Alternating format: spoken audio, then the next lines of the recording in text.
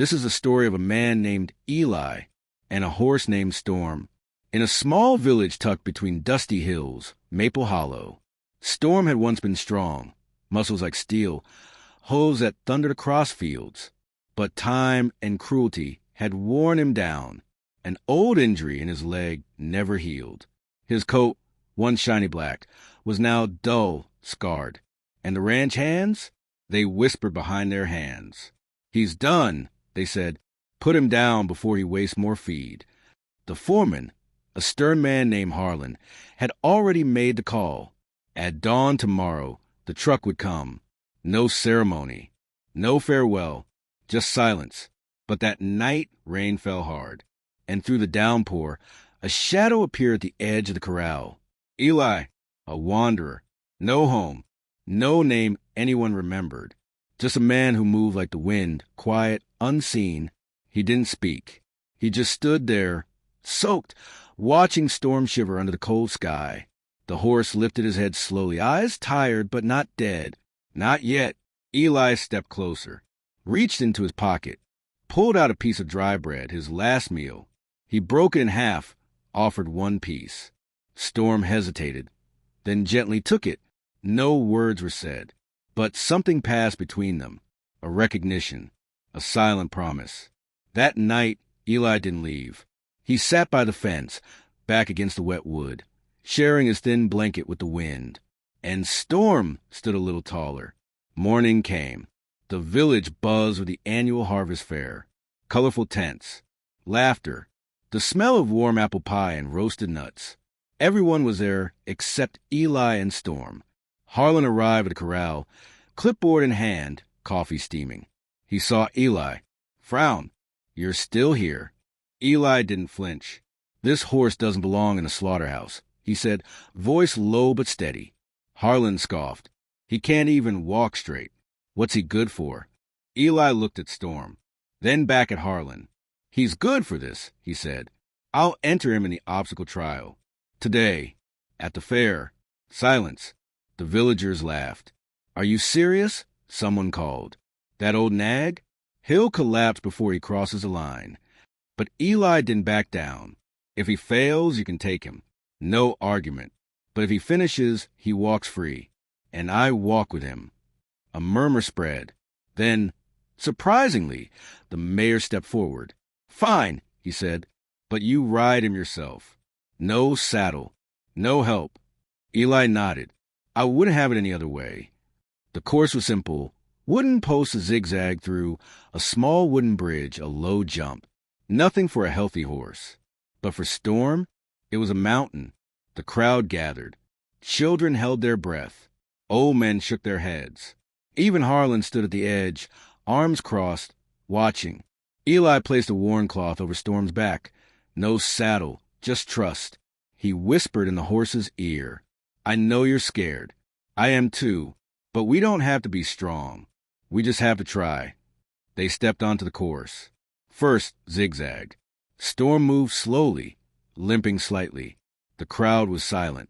Then, thud, he knocked over a post. A few laughs. Eli stopped, turned, looked at the people. "We're not done," he said. They started again. This time, perfect, smooth, graceful.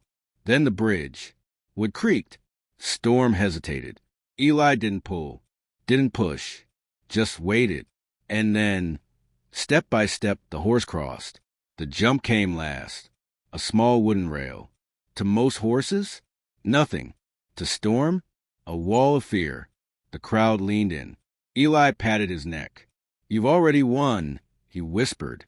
"But if you're ready, I'm right here." Storm took a breath, backed up. Then he ran. Limp and all, he flew over the rail, landed with a soft thud, head high. The silence lasted one heartbeat. Then cheers, shouts, clapping, tears. Eli slid off, felt his knees, and hugged Storm's neck. "You did it, you beautiful soul, you did it." The mayor stepped forward, hat in hand.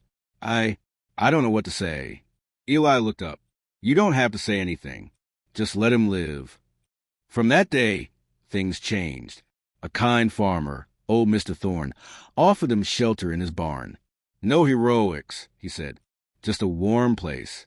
And if you want, I can teach you to care for horses. Properly." Eli accepted. Storm healed, slowly, with rest, with love, with daily walks and gentle words. Weeks passed, then months. One morning, Eli stood at the edge of a green field, Storm beside him, stronger now, proud, free. Harlan appeared one day, hat in hand. "I was wrong," he said simply. Eli nodded. "We all are sometimes." And then something unexpected. The mayor announced a new tradition, the Storm Trail, an annual event where injured or abandoned animals got a chance. Just like Storm had, Eli and Storm became legends, not because they were perfect, but because they persisted. One evening, as the sun painted the sky gold, Eli sat by the barn door.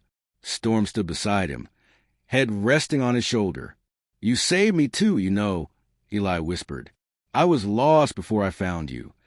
And in that moment, two broken souls, once thrown away, had become each other's home. They say heroes wear capes, but sometimes they wear torn coats and walk beside a limping horse, with nothing but courage and a heart full of hope, because the greatest strength isn't in never falling, but in rising together. If this story touched your heart, please leave a comment below. Tell us, what moment made you believe? Was it the rain, the first bite of bread, or the jump that defied all odds? Give this video a thumbs up if you believe in second chances. Share it with someone who needs to hear. You are not useless.